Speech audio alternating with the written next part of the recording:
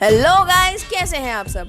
मैं RD welcoming you to your own channel lead self, जहां हारना मना है भाई। गाइस, आज है शनिवार, यानी कि आज है वो दिन जब हम शुरू करेंगे अपने उस सीरीज की जिसकी अनाउंसमेंट हमने पिछले वीडियो में की थी। बिल्कुल हमारे सीरीज की बात, यानी कि शबे गुफ्तगू की। गाइस, यूं तो इस सीरीज की शुरुआत पिछले हफ्ते ही हो जानी थी, पर कुछ चीज़ों की डीले होने की वजह से ये सीरीज जो है पिछले हफ्ते शुरू नहीं हो पाया। बट कोई बात नहीं, कहते हैं ना, देर आए दुरुस्त आए। आज हम इस सीरीज की शुरुआत कर रहे हैं और शुरुआत भी उस इंसान के मैसेज से करना चाहती हूँ मैं, जो कि हमारे समाज को बनाने में एक बहुत ही सुंदर और बहुत ही रिस्पॉन्सिबल योगदान देता है। मैं बात कर रही हूँ एक गुरु की, एक टीचर की। गाइस, आज मैं आपसे जिनका मैसेज शेयर करने जा रही हूँ उनका नाम है रेणुका मैम, जिन्हें बच्चे बहुत ही प्यार से रेणु मिस भी बुलाते हैं। गाइस, मैं आपको बताना चाहूँगी कि मैम एक बहुत ही अच्छी टीचर के साथ साथ एक बहुत ही कुशल काउंसलर भी है। तो गाइस, अब हम देखेंगे रेणु मैम का मैसेज रेणु मैम की ज़बानी, लेकिन तब तक stay tuned. Hello guys, welcome back. तो बिना देरी किए हम करते हैं प्रस्थान हमारे मैसेज की ओर। Welcome Renu ma'am. Good morning friends. Today, आज जब मैं बैठी थी तो ऐसे विचार करते करते सोचते ऐसे दिमाग में एक छोटा सा क्वेश्चन आया कि जैसे हम बचपन से एक बात सीखते आते हैं कि हमें उस इंसान के साथ वैसा ही व्यवहार करना चाहिए जैसे वो हमारे साथ करता है, तो कैसे लाइफ प्रॉपर बैलेंस में होती है। जैसे सबसे अच्छा एग्जाम्पल बिहेवियर के लिए सब लोग बोलते हैं अरे उस इंसान को जो होता है गिरगिट जैसा होना चाहिए अगर हमको अच्छे से सोसाइटी में जीना है।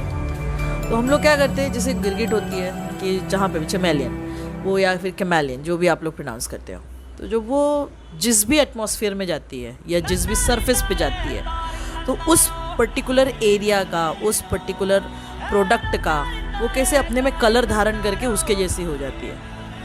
जैसे हम लोग बोलते हैं when you are in Rome you have to be like Romans.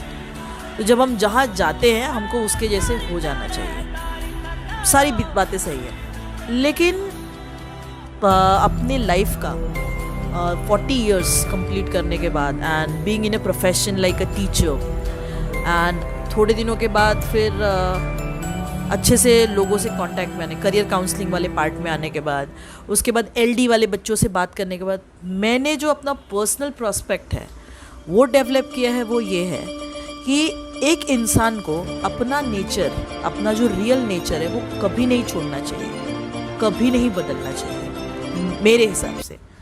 उसकी सबसे बड़ी वजह यह है क्योंकि आपकी वही एक सच्चाई होती है, वही एक रियलिटी होती है जिसकी वजह से आप सब जगह पहचाने जाते हो। Not only on the earth, जब तक आप धरती पे जिंदा है तब तक नहीं, आपके मरने के बाद भी आपके उसी एक नेचर की वजह से आपको हम जानते हैं, आपको हम याद रखते हैं। जैसे हम ऐसे बोलते हैं कि हमारा एक अच्छा फ्रेंड है, ठीक है, हमको अगर उसके साथ अपनी फ्रेंडशिप कंटिन्यू रखनी है तो हम लोग ऐसे बोलते हैं कि ठीक है, समय बदलता जाएगा, चाहे वो लाइफ पार्टनर हो, चाहे वो फिर फ्रेंड हो या फिर एक जान पहचान का व्यक्ति हो।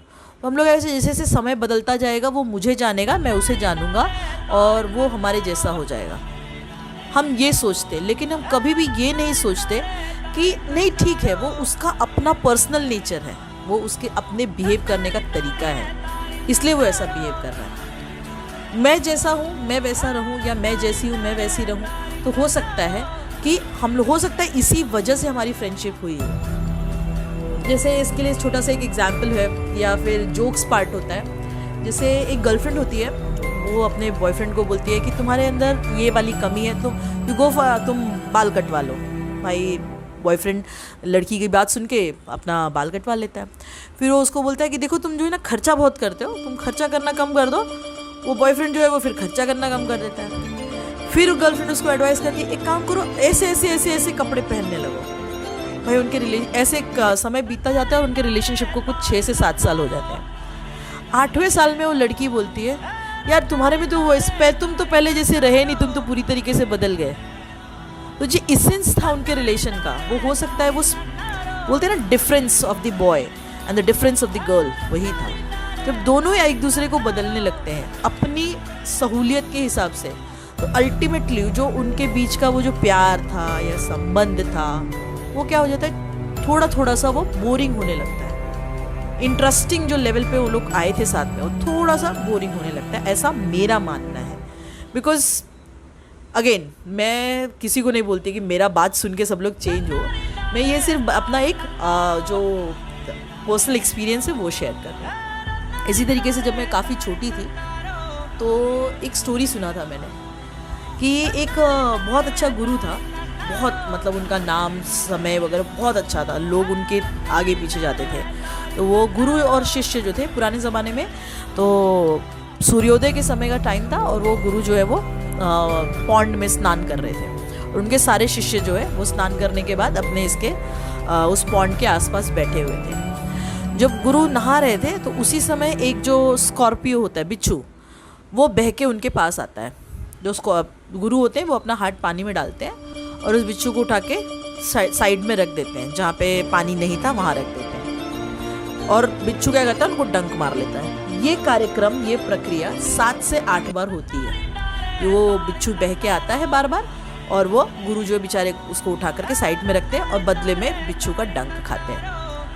तो जो सारे शिष्य थे वो इस पूरी प्रक्रिया को ऑब्जर्व कर रहे थे। तो after all in the last क्या होता है कि वो बिच्छू साइड से होकर के फिर वो ये जो होता है बिच्छू उसको जब गुरु उसको साइड में रख देते हैं तो बिच्छू शायद वो अपना डायरेक्शन अलग होकर के वो चला जाता है। तो जब गुरु स्नान करके बाहर आते हैं तो शिष्य उन लोग को पूछते हैं कि गुरु, हमने आपका एक ये देखा पार्ट देखा कि वो जो आप इतनी बार उस बिच्छू को बाहर निकाल के रखे, लेकिन उस बिच्छू ने आपको डंक मारना बंद नहीं किया और आपने उसको उठा करके उसको परेशानी से बचाना बंद नहीं किया।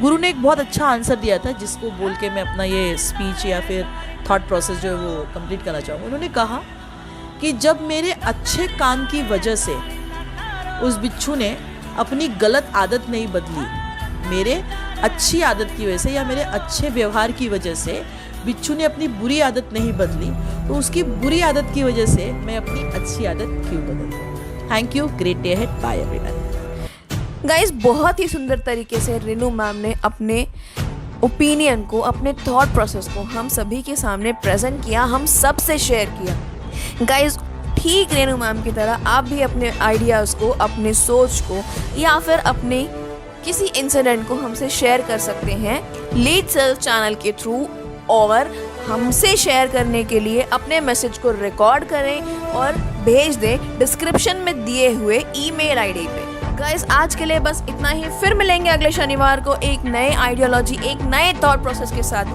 तब तक stay safe, stay healthy, keep smiling and yes, do keep trying.